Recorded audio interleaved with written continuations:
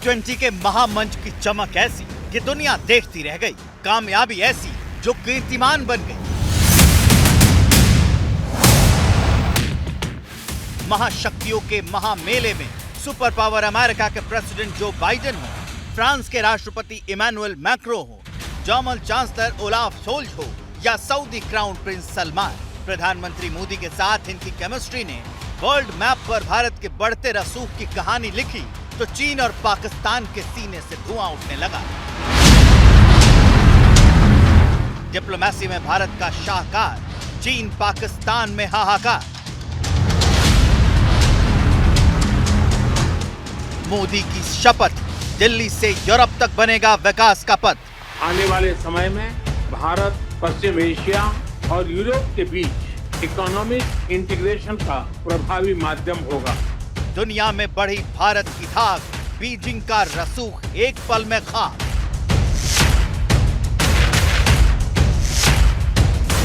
प्रधानमंत्री नरेंद्र मोदी ने कूटनीति का पंच दिल्ली में G20 के मंच से मारा, लेकिन झटका 4,500 किलोमीटर दूर बैठे लाल कप्तान को लगा।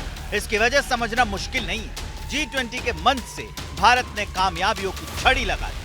सब जिसे असंभव बता रहे थे, मोदी ने उसे संभव करके दिखा दिया। समय से एक दिन पहले साझा घोषणा पत्र जारी कर भारत ने कूटनीतिक कौशल का सबूत दिया। घोषणा पत्र में यूक्रेन का जिक्र किया, लेकिन भारत रूस के रिश्तों पर आंच नहीं आने दी। अफ्रीकी यूनियन को G20 की परमानेंट सीट दिलाकर मोदी ने अपनी गारंटी पूरी कर दी और Bharat middle east Europe corridor करार पर दस्तखत कर चीन को तगड़ी चोट दे दी। मेरे मित्र राष्ट्रपति बाइडेन के साथ इस इवेंट को को-चेयर करते हुए मुझे हार्दिक खुशी हो रही है। आने वाले समय में यह भारत पश्चिम एशिया और यूरोप के बीच इकोनॉमिक इंटीग्रेशन का प्रभावी माध्यम होगा। यह पूरे विश्व में कनेक्टिविटी और विकास को सस्टेनेबल दिशा प्रदान करेगा। चीन के लिए यह किसी सदमे से कम नहीं है। हालांकि चीन को पहला सदमा तभी लगा था जब भारत को G20 की अध्यक्षता मिली थी। वो खुलकर भले ही इसका विरोध नहीं कर पाया, लेकिन आयोजन में अड़ंगा लगाने की कोशिश लगातार कर रहा था। चीन का अड़ंगा नंबर 1, भारत ने G20 का मोटो वसुधैव कुटुंबकम रखा तो चीन ने ऐतराज किया। चीन का कहना था कि संस्कृत भाषा संयुक्त राष्ट्र की आधिकारिक भाषा नहीं है। चीन का अड़ंगा नंबर 2, उसने G20 शिखर सम्मेलन से 12 दिन पहले नया नक्शा जारी कर दिया।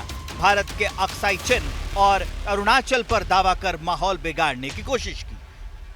चीन का अड़ंगा नंबर 3, वो 26 मार्च को अरुणाचल और 22 से 24 मई को जम्मू कश्मीर में हुई बैठक में भी नहीं आया। चीन का अड़ंगा नंबर 4 और सबसे अंत में जिनपिंग ने शिखर सम्मेलन में खुद हिस्सा लेने से इनकार कर दिया।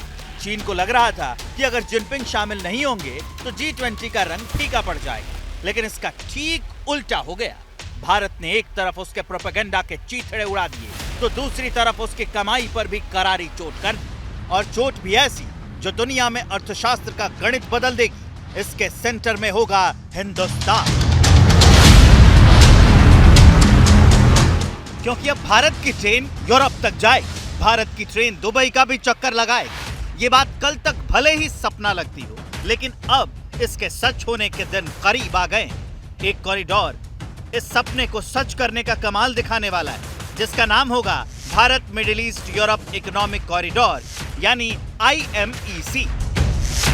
चीन तो अपना BRI प्रोजेक्ट पूरा नहीं कर सका, लेकिन भारत ने रेल और जहाज से यूरोप तक पहुंचने का खाका खींच दिया। G20 शिखर सम्मेलन के पहले ही दिन IMEC का ऐलान कर दिया गया। यह कॉरिडोर कई देशों से होकर गुजरेगा। Partnership for global infrastructure investment initiative के तहत इस प्रोजेक्ट के लिए भारत, अमेरिका, सऊदी अरब, संयुक्त अरब अमीरात, फ्रांस, जर्मनी, इटली और यूरोपियन यूनियन के लीडर्स ने एक MOU पर साइन कर दिया है। इस इकोनॉमिक कॉरिडोर की मदद से एशिया, यूरोप और अफ्रीका को जोड़कर व्यापार और इंफ्रास्ट्रक्चर का नेटवर्क बनाया जाएगा। बाद में इसमें दूसरे देशों को शामिल करने की भी कोशिश की जाएगी। यूं तो ये कॉरिडोर सबके लिए तरक्की का गलियारा साबित होने वाला है, लेकिन भारत के हिसाब से समझें तो यूरोप के देशों में भारत का सामान आधे वक्त में पहुंच जाएगा।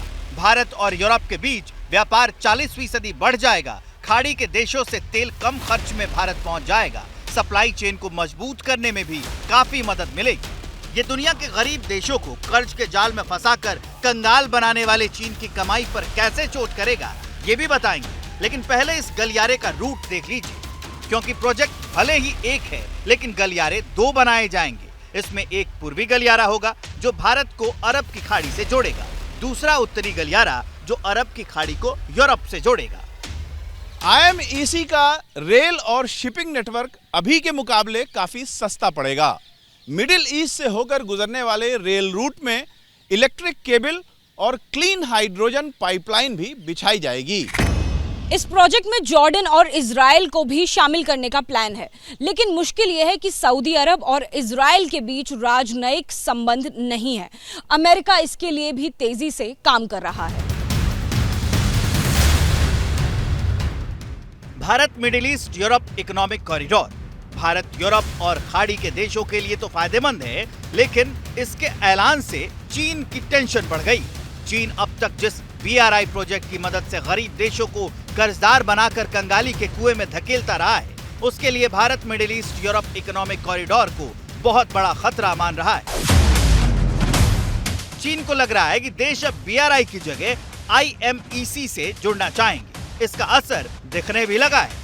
चीन ने BRI को बढ़ावा देने के लिए सऊदी अरब से रिश्ते सुधारे, लेकिन सऊदी अरब ने IMEC के लिए MOU साइन कर दिया। इटली अब BRI प्रोजेक्ट से बाहर निकलने की तैयारी कर रहा है, और ये सब तब हुआ जब एक महीने बाद ही शी जिनपिंग तीसरे बेल्ट एंड रोड फोरम का आयोजन करने वाले हैं। इसके लिए वो इनविटेशन कार्ड भी बांट चुके हैं।